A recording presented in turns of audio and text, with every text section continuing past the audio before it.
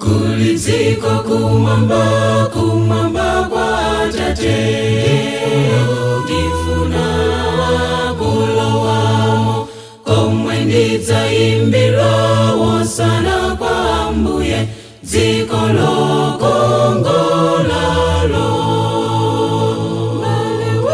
Balewe lidzasangatu, lisanatsekeretu komolo, komwe ndidzayimbira wosana kwa Ambuye, dziko lokongolalo.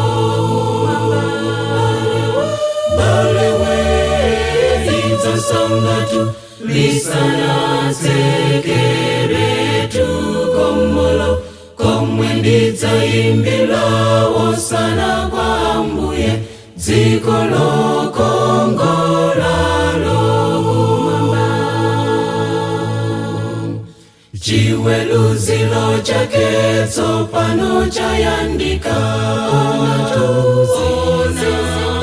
zikuoneka, kumwa kuba ufiti, zonse zikusonyeza kubwera kwa Ambuye. Balewe lidzasangatu, lisanatsekeretu komolo, komwe ndidzayimbira wosana kwa Ambuye, dziko lokongolalo.